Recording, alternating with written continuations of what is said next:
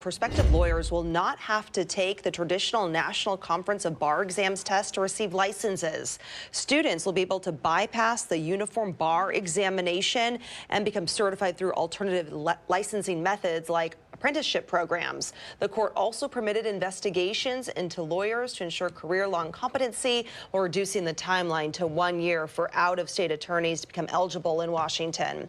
The Washington Bar Licensure Task Force proposed the changes last month to advance diversity, equity, and inclusion and reduce barriers to the legal profession. In tonight's Fact or Fiction, we're looking into a recent headline you may have seen. It claims that you no longer have to pass the bar exam to become a lawyer in Washington state. And it's actually true. Clowns. Last Friday, the Washington State Supreme Court ruled that lawyers can get a license foregoing the bar by participating in a 6-month apprenticeship and completing 3 courses. Proponents say the traditional bar exam isn't very effective and blocks marginalized groups from becoming attorneys. Washington is actually the 2nd state not to require the bar exam, following Oregon.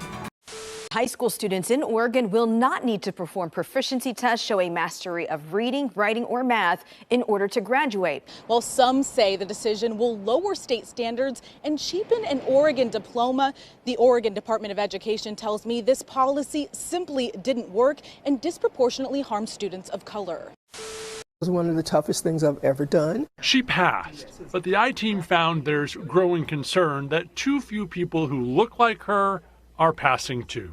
What the exam is doing is de-diversifying the profession. Catholic University professor Michael Massey says for years he's seen too many students of color succeed in class but fail the multiple choice licensure exam, which he says fails to capture cultural nuances. And so we have great social workers of color who came to social work schools to serve their communities, and they're not being allowed to do it despite rigorous preparation at school. Massey's among those who have pushed the Association of Social Work Boards, which for decades has administered the exam, to release pass rate data, and the results were stark.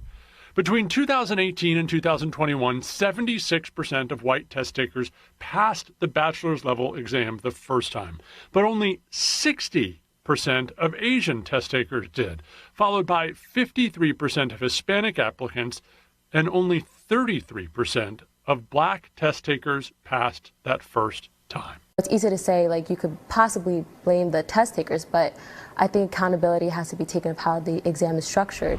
Now Councilman Robert White is behind a bill that would eliminate the exam for entry and master's level licensure applicants. It's a bold strategy, Cotton. Let's see if it pays off for them. You may have seen the story in the stack, but Open Secrets has a report out showing that UVA, which is not a huge school, all right? I want people to understand it's 10,000 undergraduate students.